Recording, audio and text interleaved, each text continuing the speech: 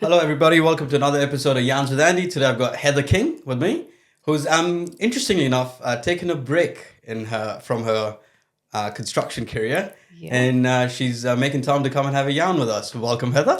Hi. How you doing? I'm good. How are Yeah, you? yeah, mate. Fucking wonderful.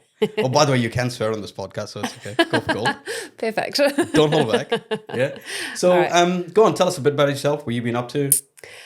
Well, like you said, I'm taking a bit of a break from the construction market at the moment, just concentrating on something that I've been working on for the last year, which is kind of exciting. So it's... So you've been in the tendering space previously. I have. I was in tendering for about 3.5 years, and yeah, now it's time to move on to something new. But Ooh. while I take this little break that I'm taking, Yeah. yeah, I've lost my contract. That's Lost okay. my thought of where I was going with that. That's okay. That's okay. So, tell us a little bit about the role you were in tendering. How was that when you were working in the tendering space? How do you find the New Zealand tendering market? At times, it was quite tough. Yeah. There is huge competition at the moment, especially with the market the way that it is. Yeah. And sometimes you really had to question, is this actually worth my time? Oh, really? It's That intense, right? when you've got 10, 12 other companies all bidding for the same role, that's possibly not even a role of, a project that you really want to go for. 100%, because it's dog eat dog, isn't it? It is. But the New Zealand construction market's always been that way. I just think 10, 12, 15 contractors all vying for the same job is not healthy. I agreed. I'm not arguing against that. But that is how the procurement model in New Zealand is set up, and I believe it's completely fucked up the way we procure work in New Zealand. 100%. Yeah. 100%. You've got tier ones bidding for work that a tier 3 or less could do. And why?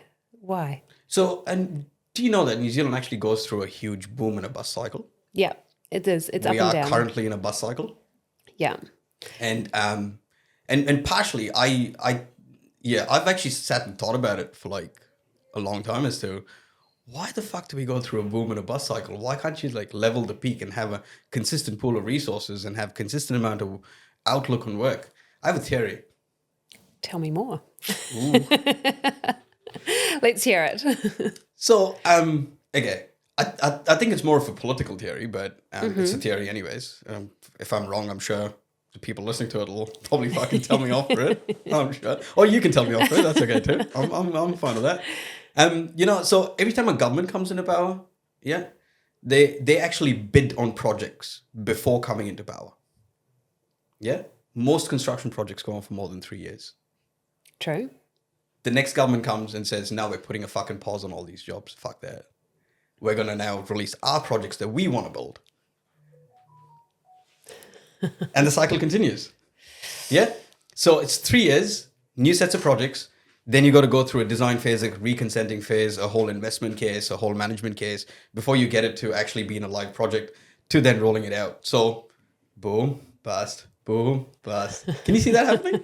I don't know, it's clear as day for me in my head, eh? Like, as New Zealand, I question why we don't have a 50-year infrastructure plan that's actually good for the people. I've spoken about this a couple of times on the podcast before, but I don't know. Well, no, sometimes I believe that I believe that the government doesn't always have the money, so they put it out to tender to see where it's going to be. Ooh. Half the time, you're re-tendering projects that have already been in the market 2-3 times, that you turn around and go, well, why are we pricing this again? Interesting. Because the government didn't have the money the first time round, or even just a client at the time didn't have the money the first time round. Okay, so they've gone away and got more money, come back to the market. Yeah, right. Put it out to tender again. Why is it? And half the time they're open tenders anyway. Yeah, right. So you're getting a different crowd coming in. So are they just shopping every year? But what's the cost of that shopping? How much do construction companies spend while actually putting a tender together? A lot of money. A shit ton of fucking money. Yeah. Like insane amounts of money. Like, I don't know, for argument's sake, of a $30 million tender would cost anywhere, I think, about $200,000 to $300,000 to put together. We've definitely got a lot of resources, Yep. internal resources that you're having to pull on to put a tender together. Yeah, 100%. And that's the cost of the $300,000 to put a fucking tender together. You know, the external consultants, you writing a whole tender submission, and that times 10 different companies bidding for the same job. Is that insane? But then it's also, you've got companies like your tier ones who have large tendering teams going for this project. And then you'll have your tier threes who have a smaller, sometimes maybe it's just a mum and dad company trying to tender for the same type of work, which don't have huge estimating teams or tendering teams, trying to put forward the same bid just to win work. Yeah. Yeah. It's a lot. It's a dog-eat-dog industry. Something needs to change, hey? Something really needs to change. But anyways, we'll get into tendering a bit later. I want to talk about you. Okay. Yeah. I hear you're starting up a new company. Yes. Oh, yes. exciting. What does this company do? We're still working on a brand name. Yeah. However, this my company will be the future of activewear. Cool. That's sick. We found a little gap in the market. Okay. And it's an $18 billion industry. Just activewear? Just activewear. Yeah, dude. I go to F45 and I see the LSKDs, the Under Armour stuff, and I see what's the other one? Lululemon. Yeah. I'll tell you what. Here's an interesting story for you. So we went. My wife took me shopping. Like I don't go shopping regularly. I'm not a shopper. We have a deal. I make the money. She spends the money. So it's a great deal. It fucking works well. Love that deal. I thought it works beautifully. I hate shopping. She loves it. It's immaculate. So we went to Singapore. We were traveling through Singapore. And she said, you know what? You go to the gym every day. You should go get some Lululemon, right? Lululemon? Melon? Lululemon. Lemon. Fuck. I can even fuck that up. I tell you how much I shop, right? I just wear the clothes. I don't buy them.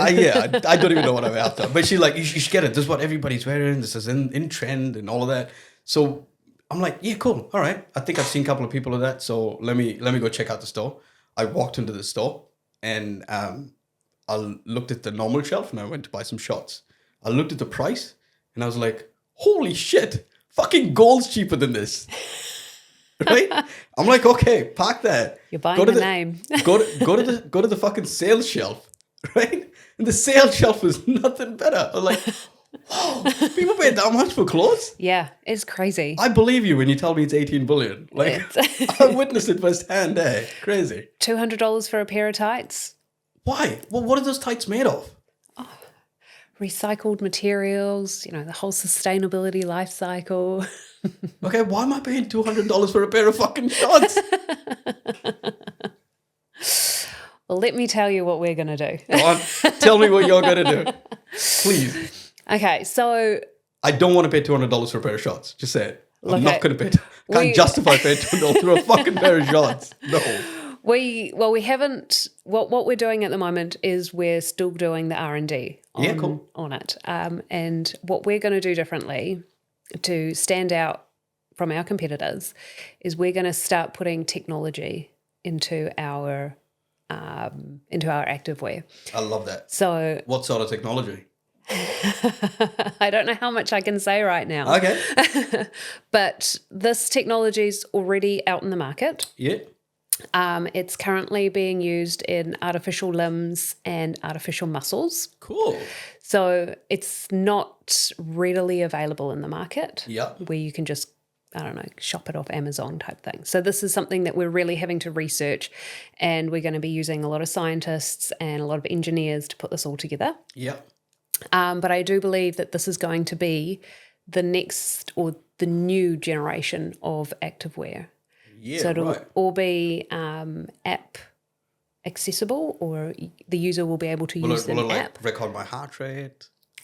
It will do. Oh, cool. Okay. So just wearing clothes is going to record my heart rate now. That's exciting. So, you've got your Apple Watch these days, your Fitbits. Nah, dude, I'm kind of old school. I'm like, I'm I don't wear it either. I'm only digital when it comes to like work and like, Otherwise, I'm like, I love my analog shit. But a lot of people wear those Yeah. Oh, those yeah, watches yeah. these days. Yeah. So it's going to take away from that and right. put it into the activewear. Yeah, right. So I could be wearing these clothes, going for an F45 training session, and it'll give me a whole breakdown of my entire training routine or what's happened in the last 45 minutes. That will be a very, very small part of the activewear. Oh, right. So I'm not even thinking big enough here. Yeah. Shit. So this other technology, this very high-tech technology that we're looking at using, that's going to be the main. Will it automatically like cool my system down? Reduce my core temperature? Like I'm fishing. Come on, help me. Not quite, but that is part of this grant that I'm looking at applying for. Yeah, cool. This R&D grant. They talk about, well, you want to do what do you want to do now? But your R&D shouldn't just stop with that product. Yeah. You want to see, well, what else are you going to do going forward with that? And so once we've got this technology right, and if it is commercially viable and we can put it at a price point that people would want to pay for it, so that it's not going to be $600 for a pair of leggings. I'm not even willing to pay $200 and you're telling me $600? Fuck, dude, come on, help Exactly. me. So we want to make it commercially viable. Yeah. And I think it is going to be a product from the people that I have spoken to. There is definitely interest in this product. And yeah, where we can take it from there, if we get this part right, would be unlimited. So does that mean if this takes off, you quit the construction industry? Well, I mean, if it pays. Are you looking for investors? I know a guy. He's kind of sitting in this room. Can I also say you know, hey, look, maybe? I might need to build a workshop. I might need to build a warehouse. Hey. You never know. Yeah, you never know. You never know. A factory. I don't know. Yeah. So. But you had me at technology, right? Because I love everything technology. Like, everything I do is strategic planning. Mm-hmm. Like, we pride ourselves on being data-driven project control specialists. Mm-hmm. Everything revolves around good, well-structured data and getting the right information to the right people at the right time. Yeah. So, I firmly believe that in order to stay relevant in today's market and going forward, everybody needs to start looking at technology right now. It's not going away and it's not slowing down. No. Like, have you ever kind of opened up ChatGPT and and spoken to ChatGPT and said, hey, can you tell me everything you know about me? Oh, no, I haven't asked about myself. Oh, No. I'll tell you what. Based on all your prompting, right? Yeah. You actually go back and actually say, ChatGPT, tell me everything you know about me. Give me a full detailed record of everything you know, my behavioral patterns, what I like to do, everything you know in full detail. You'd be fucking mind blown. Scary, isn't it? It was scary when I did it the first time. Yeah. I took it one step further and I said, where do you think I will be in 5 years from today? And?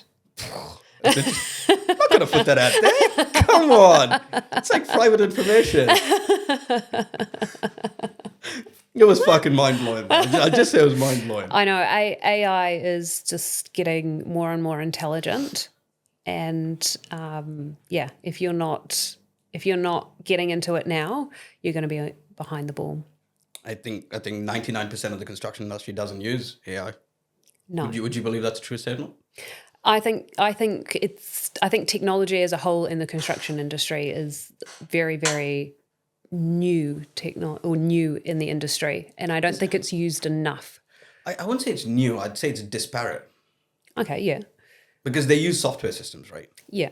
The problem is none of these software systems are actually interconnected, or these different software packages don't talk to one another. Yeah. And they don't create a central data lake where you can actually pull information from to make good informed decisions. That's the problem with the construction industry, at least in my opinion. Well, there's also, you've got one platform over here that does one thing here, and you've got another platform over here, that it's now just becoming too much and too complex that some companies are just like, I don't want to add another platform to our process. So a lot of it needs to be more streamlined. A lot of it needs to be fully streamlined. Yeah, and combine all. Even though you have different software packages, what you need is a central data lake that actually pulls all this information together. Yeah. Yeah, to then give you meaningful insights to make good, relevant decisions. Because New Zealanders, man, like Indecision's the worst decision. We're really, really good at it.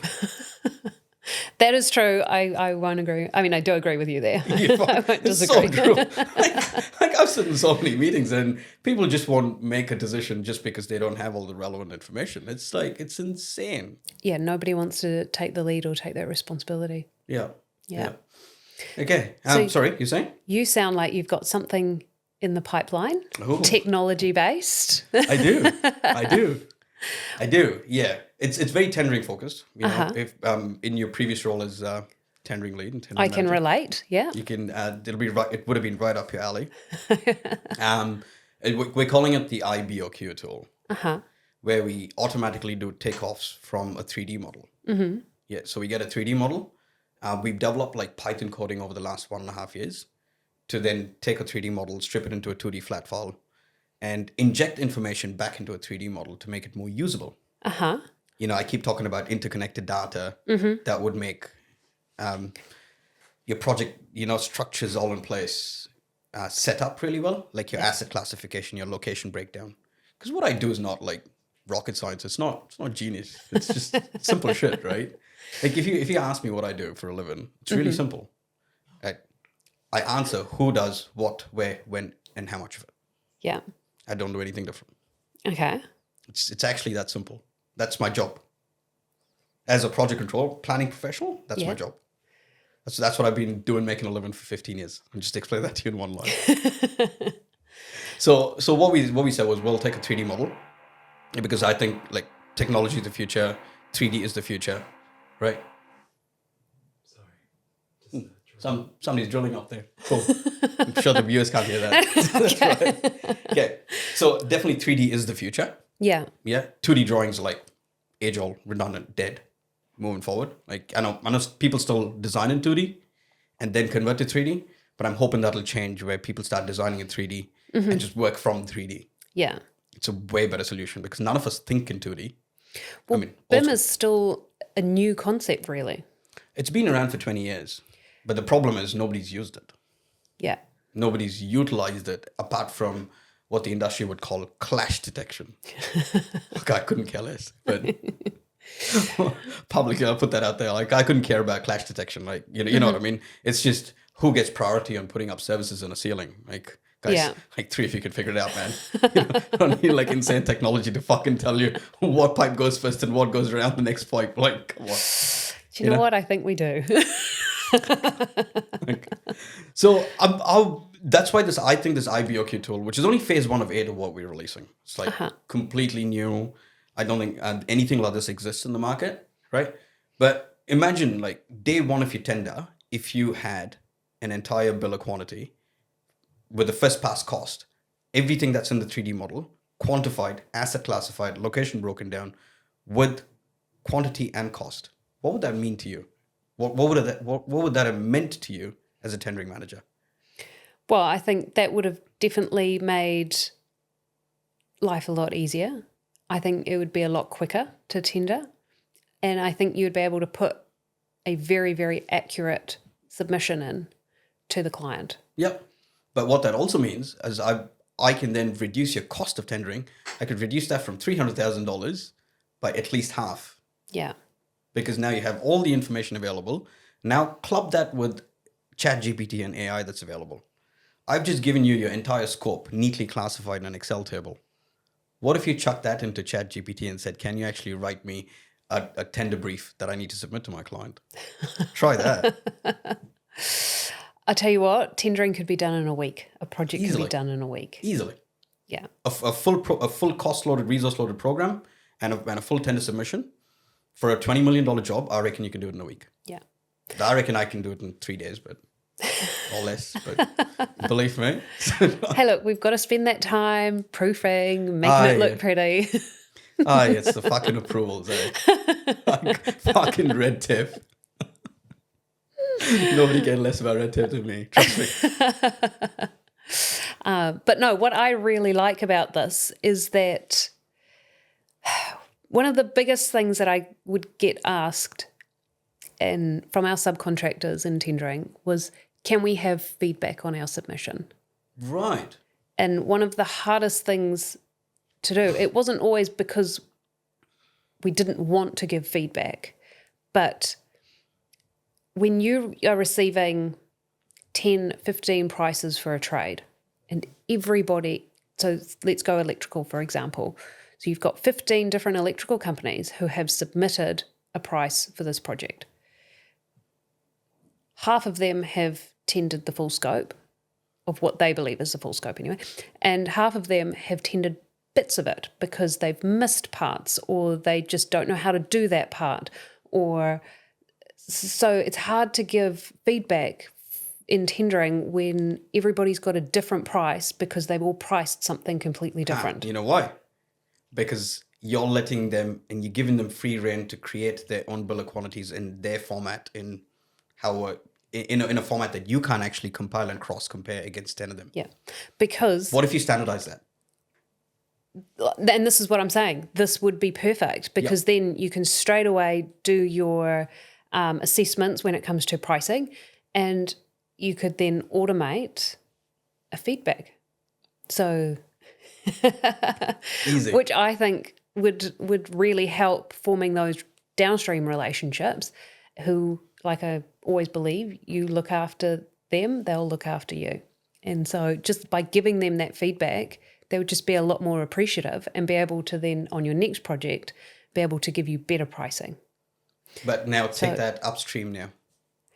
Exactly. Now you can change it around. So now your now, hypothetically, what if your client actually gave you a standard, a full pricing schedule, a full program of works, and said, I'm not going to assess the 5 main contractors that are bidding on this, on the bullshit that we actually measure them on today, right? Which is mostly price, nothing else.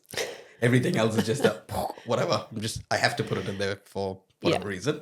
Yeah. Tick box, yeah. Yep. Yeah, it's got to be there. Socially right. Come on. We know that. Right? Don't get me started.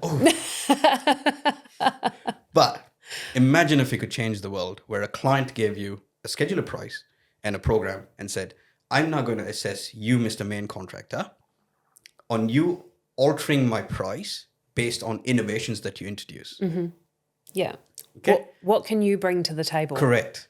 Yeah. Are you going to change, are you going to introduce a new formwork system, a new sacrificial Docker formwork system, which is like cheaper, which is like easier to build. And that way you're going to reduce $50,000 of what I've given you as a first pass price. Yeah. That is the best way to do your value engineering. 100%, right? Yeah. Now, then you take a program which is already produced by the client with a methodology. You say, you can alter this program's critical path where you can't change the tasks.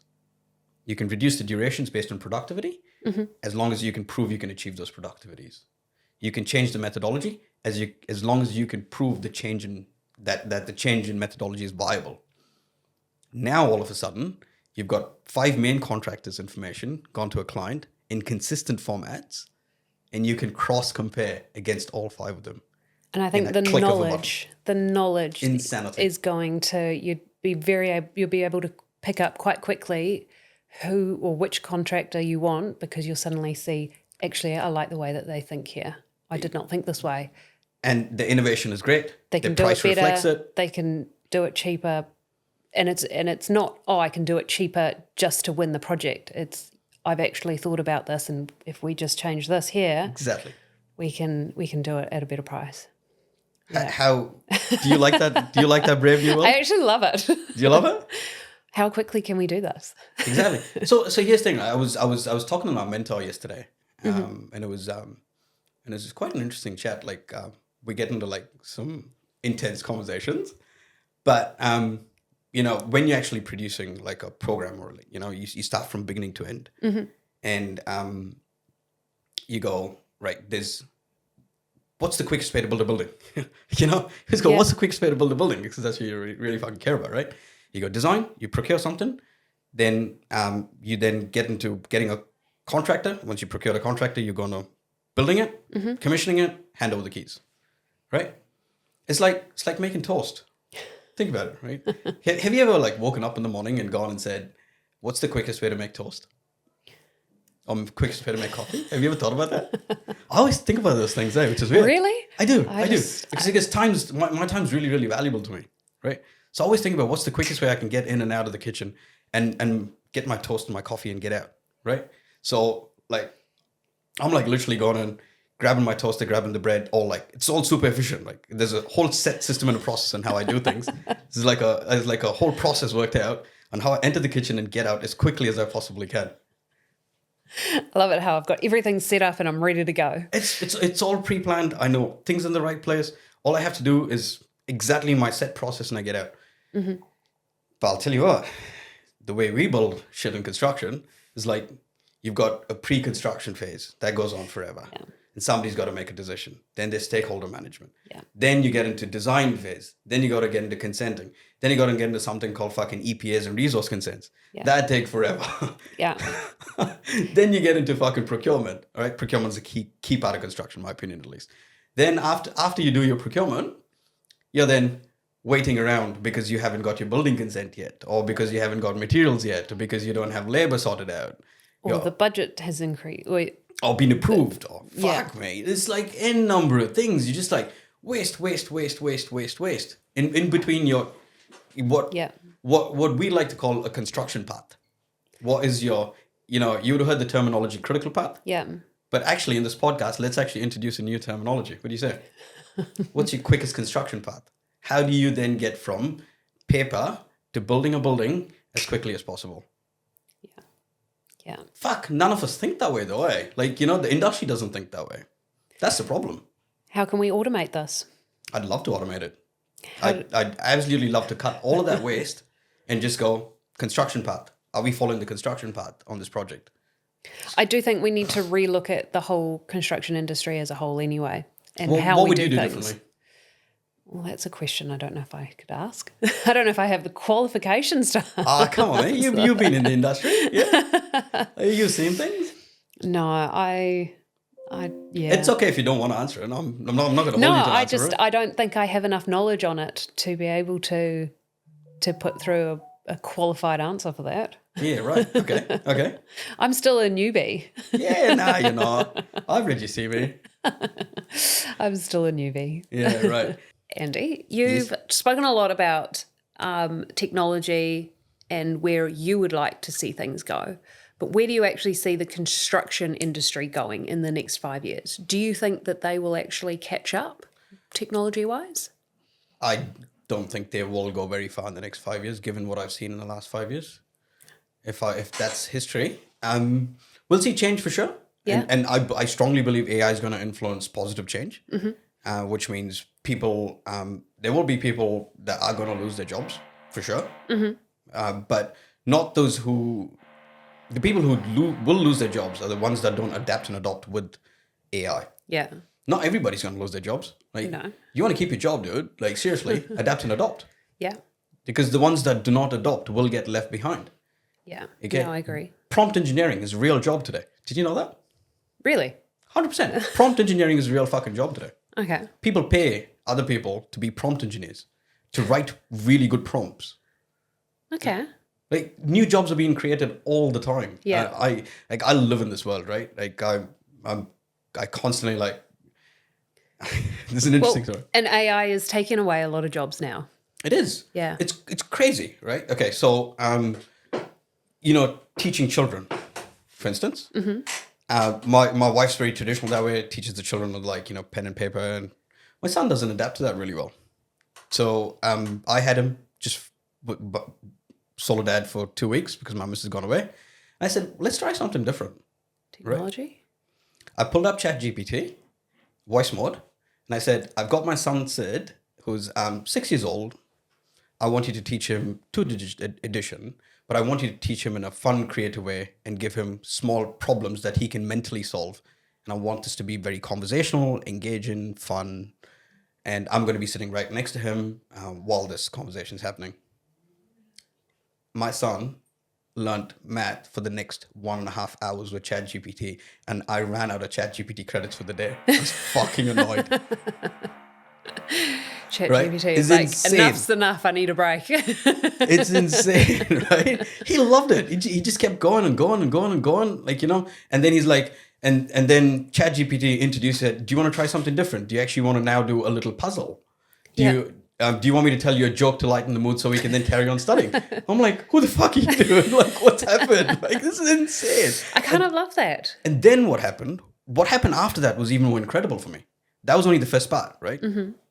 I went back into that chat and I said, give me a detailed report on on where you think Sid is in his current education, steps that I need to take to help him improve on his journey.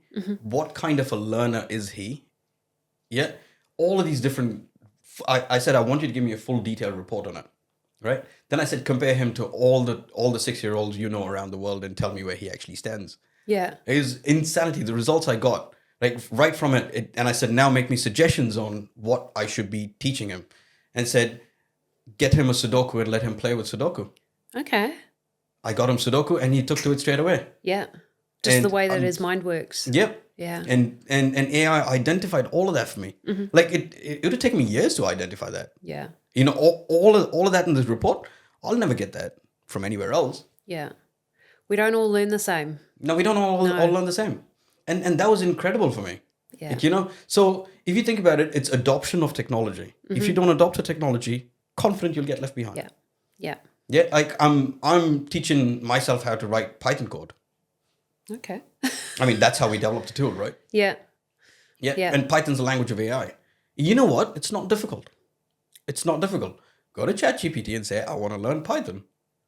It'll say install Visual Studio. It's a free app, right? And you start writing some code. Yeah. And the code could be as simple as, I want to download all my attachments that come into my inbox into a particular folder. And I want the script to run every day as soon as I open up my computer. Okay. I do that. I mean, that was one of the first bits of code I actually wrote. Yeah. And it does it now? Yeah. Loving it. It's not even hard. Like, you don't even need to know how to write code. Yeah. You know, ChatGPT's released a new thing called Canvas GPT or something. Yes, I've seen that. You seen that? Yeah. That's for writing code. You just go on there and type, I want to write Python code for this. Help me. And then it'll say install pip, install this, install that. You know, you just go copy, paste, install. You're like, fuck, okay. Get an error, copy the error, put it back in the ChatGPT. Fuck, I'm getting an error, dude. Like, sort me out. All right, back in there. Yeah, it's just back and forth. You just need the patience and you learn. But then you learn. It's incredible what you can do with it. Yeah. Yeah. It's incredible. Yeah. I know that a lot of people are trying to go off the grid and move away from technology because it's getting too much. Really? However, it's not going away. Technology and automation is not going away. And I think people really need to start looking at it and getting into it. Otherwise, you're just going to be left behind. And you've said it, I've said it, we'll be left behind. Yep. But here's the problem though. The 95% of the construction industry don't even use ChatGPT. I'm happy to be proven wrong, by the way. Yeah. Like, comment on this and tell me I'm fucking wrong. Yeah. Well, even for basic reviewing your emails. Like, I have a whole chatbot dedicated to writing emails in my style. I've trained it with like 100 of my previous emails. And I've said, this is Andy's writing style. Learn it. Understand it. Tell me what you've understood about my writing style. Yeah. It writes like me now. Well, that's the thing is you can actually tell if ChatGPT or an AI has written a piece because they use the same, it uses the same words, like meticulously. Meticulously. Yeah. Yeah. ChatGPT uses that word quite a lot. Yeah, but I don't like it. But not when I write my emails through ChatGPT though. Yeah. Why? Because I've spent time training my GPT. Yeah. To write like me. Yeah. And I've gone back and forth, and I've got it to understand. Like, you know, I have a little formula on how I write emails: context, purpose, quality, quantity, resource, time. Yeah. CPQQRT for short, but right. Yeah. For short. For short. CPQQRT. Right. So I said, every time you write an email, I want you to write context, what the purpose of my email is, what quality do I expect deliverables in, what resources am I expecting from you, Heather, if I'm sending you an email. Yeah. I want to ensure that you have all the resources to deliver everything I require in the quality that I require. And Heather, I want this all delivered to me in X amount of time. Yeah. It's really simple, right? Yeah. CPQQRT. Feed it into ChatGPT. Now it's got structure. Now I feed it with about 100 of my previous emails that I find relevant. Yeah. fucking writes better than I ever will, but like me. It's insane. But I've taken the time to do it now. You know what I mean? That sounds like Andy, but is it Andy? I'm not sure. His English is a lot better. What's happened? His English has gotten really, really good now. There are no spelling mistakes. But that is I think that's the future is we're going to get digital assistants, personal digital assistants. They already exist. That'll do all of that. They already exist. Exactly. Yeah. But it would become more popular or the norm for everyone. And yeah, it'll start to become like you until it can't answer something, and then it would. 100%. But here's what I love about this, right? If 95% of the construction industry aren't using it, and I'm part of the 5% that's using it and abusing it. Yeah. You're well me. ahead of the curve. Good for me, right? Yeah. Yeah. That means I'm a lot more efficient. Yeah. Yeah. Well, it's definitely going to be interesting over the next 5 years how much technology is picked up in the construction industry. I think it's changing day to day, you know? Like literally there's new things every day. Like tomorrow you'll have Sora AI. That's text to video. A what? Yeah, text to video. Literally, Sora AI is something that the OpenAI is working on, and it's text to video. You could tell it, I want a video of Homer Simpson playing like... Just imagine putting that in a tender. Here's my methodology on how I'm going to write it. Here's the plans. Give me a video of how you envision this to be built. Yeah. Basically. I mean, that's what I'm working on. I hope Sora doesn't crack it before I do, but never mind. But yeah, I get where you're going with because it. some people are very visual people. They'll be like, okay, this is being built and it's coming to life and that's how you're going to do it. Okay. So, yeah. Or you could have augmented reality glasses. Just tap a button and it just builds in front of you. Let's not go too far. Oh, come on. Fuck, I don't even think I'm going too far. One step at a time. I mean, we haven't got everyone on board yet with technology. They'll get there. They get there, or they get left behind. So the answer's very simple, isn't it? Let's not get too advanced. Yeah. Cool. Do you have any other questions for me? I don't. That was like my big question for you. That was your big question? Yeah. Okay, cool. Heather, so you said your activewear company stems from something personal. Mm-hmm. What is it? Have you been always active? Have you been always out and about and doing things? Well, being active is very personal for me. Yeah, that's true. I've been active for, from a very, very young age. And that's what's driving me with the new company. Because, it's something that I've just done recently or it's happened to me just recently over the last few years that has actually stopped me from being able to do what it is that I love. Okay. So this business is coming from a personal pain point. Okay, cool. A few years ago, I actually had a breast augmentation. Right. And from that, I haven't been able to do the types of exercise that I wanted to do or had been doing previously. Yeah. So things like running, HIIT training, you're jumping up and down, you're doing burpees. There's a lot of movement. I do HIIT training all the time, so I know. I'm F45 every day, dude, so I feel you. And it actually became quite painful. And through research from that, breast pain for women doing activities, it's about 65 to 75% of women around the world experience pain when exercising. So I know that there's a market for this. So what we're going to start on is actually technically a smart bra, a smart sports bra. Yeah, right. And that's cool. That's really cool. Yeah, so this technology that we're going to put in is going to give women the compression that they need to stop the movement, and it should stop the pain. Right. Okay. So it's the movement that causes the pain. So you actually then get the compression. Well, it's the constant jarring and moving, and the breast is actually just made up of tissue and ligaments. Right. And once that's all from the constant movement,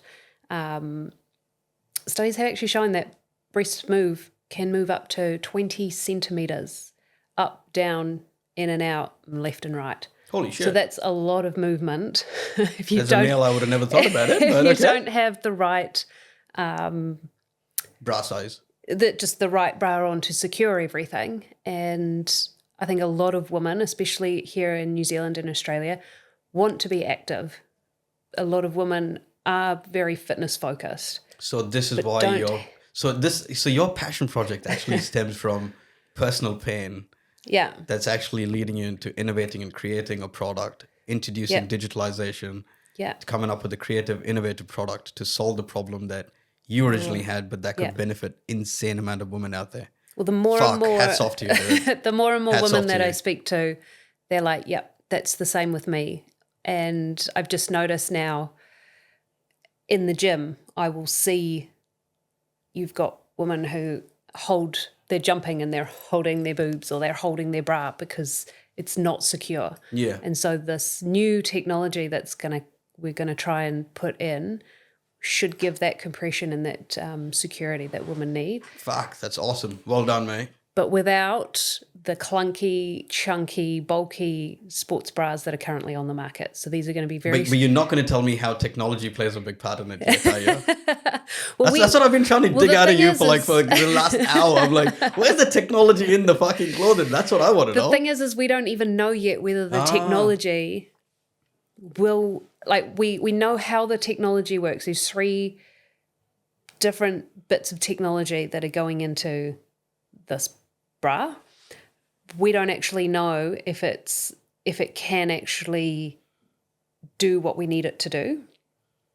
And then it's finding the right fabrics that are going to allow us to do that. And then, I mean, if you've got technology in a bra, how are you charging this bra? True. Like technology, you've got your phone. You put your phone on charge. Where you got storing a the batteries? Where it's smart watch. Your batteries have to got to be in a space which is not uncomfortable. It's Well, this gotta is the be thing placed. is I don't want to put batteries in. Oh right. How you going to charge it without batteries in? Well, kinetic energy. Oh, interesting. How are we using kinetic energy? Well, that's the movement of the Yeah. breast. I know what kinetic energy Yeah, is. well, I'm an engineer. well, it's and then it's using things like I've always thought about it. I'm like, there's so much kinetic energy to gym, and we should be able to convert that to some sort of usable power, but that never happens. So But anyways, it's kinetic energy in using- clothing. Interesting. Yeah, using accelerometers that are then going to detect movement, that are then going to send messages back to the app, say, Fuck, okay, that's sick. things are moving now. We need to compress. That is sick. So That is really sick. That's awesome, dude. one of my biggest concerns is putting technology around the chest. I don't want it to be the cause of breast cancer. Yes. And I don't want it to Side effects of it? any health issues. So we really need to test that. So how much longer you reckon before you come up with a viable product? I think it's going to be at least a year in the making. Do you want to come back onto the podcast and launch it? I'll happily have you back. Well, I will definitely come back when I'm ready with an actual product or prototype. I'll be happy to support your initiative and You'd be like- happy to help you launch it. No problem. But yeah, Not that I have a massive viewer base or anything, but I have a very small user base. But but it's generating a lot of interest. Cool. Definitely a lot of people are interested in investing, which is nice, which means I don't have to use all my own money. And I think there's definitely a right market here. for it. Did it say hello? And there's definitely a market for it, I think, with this product. And then You did say it was a $17 billion market. yeah, and if I can get this technology right, where we can take it is, I love that you're just as tech focused as I am. Just in our own areas of interest. I'm like 3D models, you're like activewear. It's incredible. Hey, thank you so much for your time. Thank you so much for coming on the show, Thank you sharing for your having me. valuable insights. It's been incredible hearing about your personal journey, about tendering, about your future in construction. I'd like to wish you all the best with your product, thank you. primarily, and your potential new job that you're going New onto that you endeavour. can't talk about. I'm sure you'll do well. With that passion, with that energy, dude, you'll kill it. I'll be back in a year and I'll give you an update. Done. Sounds like a plan. Thank you, Heather. Bye.